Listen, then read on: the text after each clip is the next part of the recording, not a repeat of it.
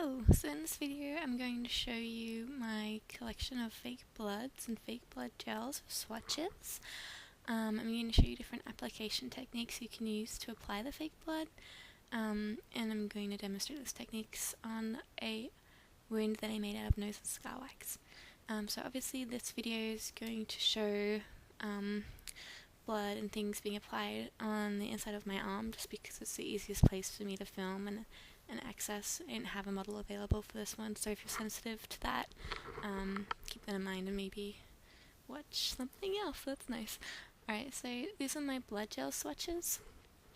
This one is Krylan's Fresh Scratch Dark, and I was in love with this when I first started using it. Would use it on everything, but now I find it a bit too dark most of the time. And this is Fresh Scratch Light.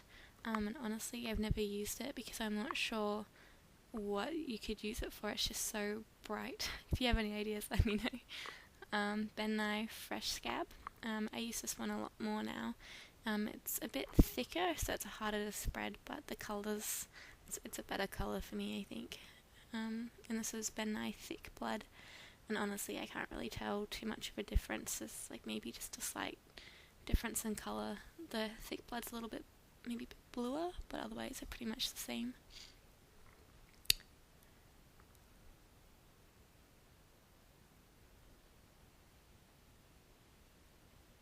I got this blood from FX Warehouse. I think it's called Theatrical blood. And it's quite syrupy and thick, and it's a lighter colour, and I think it dries kind of shiny still. This is Krylan Stage Blood. And this stays wet and very sticky, and it's also quite light coloured. And it's edible and it has a raspberry flavour, which is kind of nice. This is Marin Squirt Blood, also in a light colour, and this one will dry, matte and flake off. It's very runny. Ben Dark Blood is also very thick, and this will kind of dry with a shiny finish as well.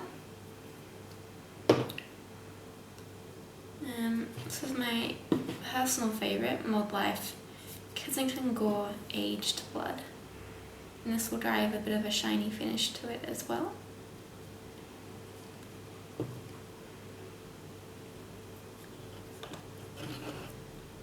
also have here some eye blood, but it has expired, so I can't show you it in my eye, but I have it in red and black. It also exists in yellow, blue and blue, I think.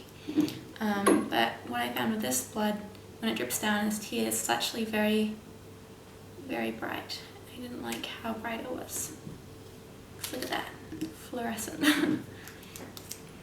I generally much prefer the darker bloods. And I also have another blood which is just for the mouth. It's zombie mouth blood, so it's like very brown, black, chocolatey looking stuff. It's mint flavoured. Sits kind of weirdly on the skin as well. Yeah.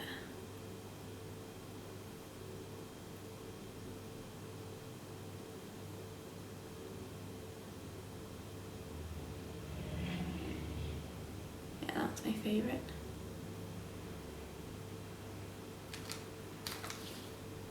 Another thing that might be worth noting is you can use colours that are cream or alcohol activated in blood tones to have a blood which doesn't run and stays put. So this is the Skin Illustrator FX palette, and it's got a blood and a dry blood tone. So you've got like a cut happening here.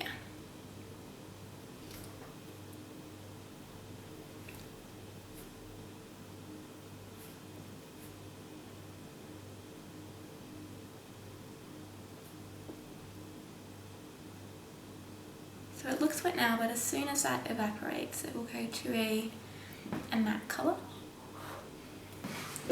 So once it's dried, it goes pretty matte. With the darker colours, you can use these inside wounds underneath the blood in case the blood gets rubbed off. This will stay on through a lot, so it's there for like a backup, and you can use it to kind of create depth in the wounds as well, like use the darker blood colours and the blacks and things in the outer corners.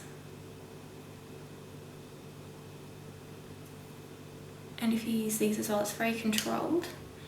You can dilute them, you can layer them up, and then you don't need to use as much blood usually if you use these first, just a bit on top. What you do if you want them to look glossy afterwards is you just use something like KY jelly.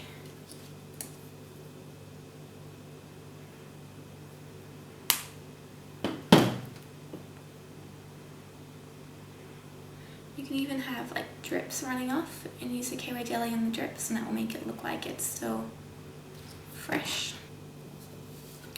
And yeah, it's quite resilient. It takes a lot to get it off.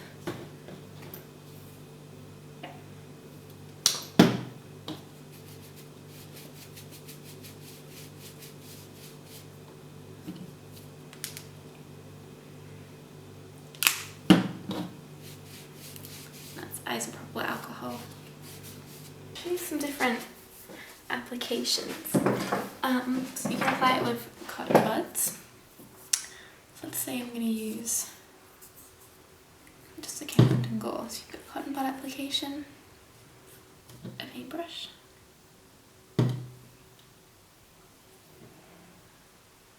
sponges,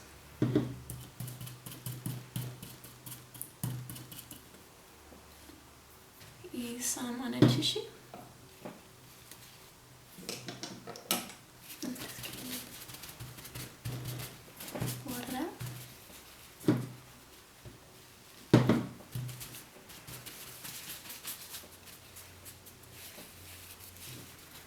Give it some splatter.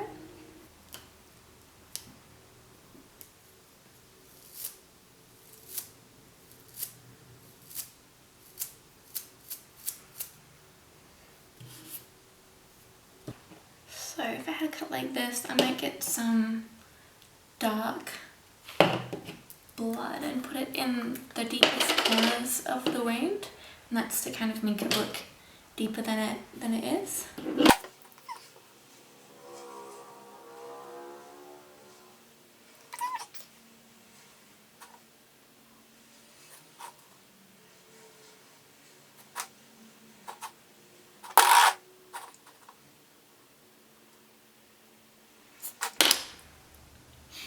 Okay, and then I could get a paintbrush and start filling in just the center part first, cover within the lines.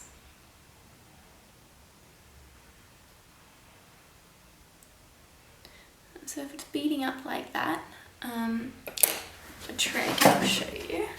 Number one is you could use a sealer, like Final Seal, like a 9. Number two, you could add just dishwashing liquid to your blood, and the dishwashing liquid helps it to not sit weirdly. So let's just kind of add some of this dishwashing liquid over all of it to try and help. I'm going to use the dabbing technique. That kind of helps to subtly blend out where the edges end and where the colour changes. Add some more of this back into the middle. Can definitely do some drips and runs out of it just by using gravity.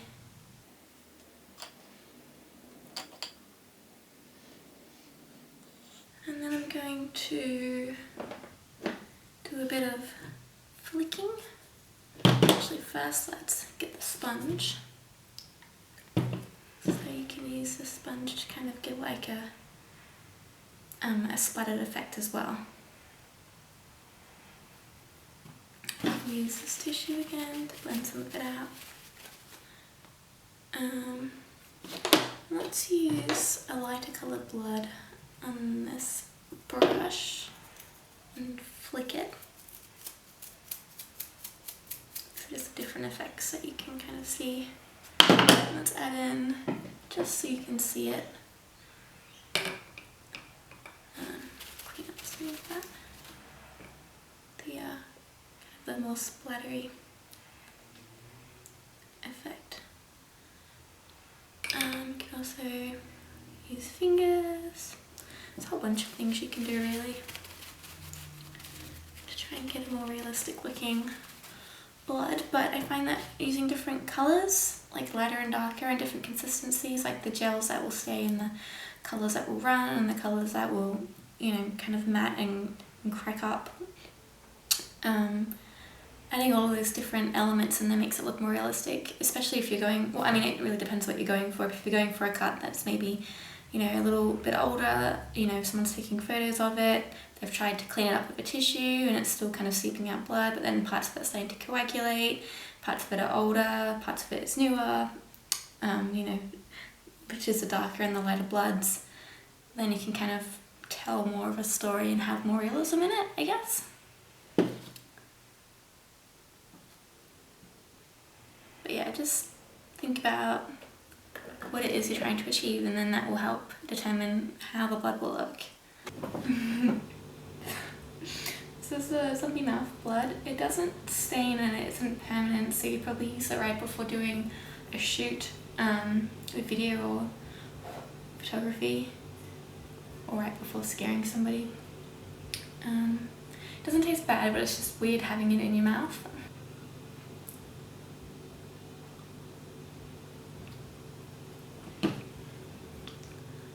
Kind of thick and minty.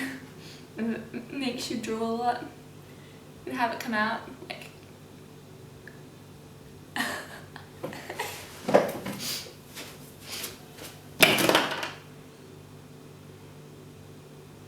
didn't put the lid back on.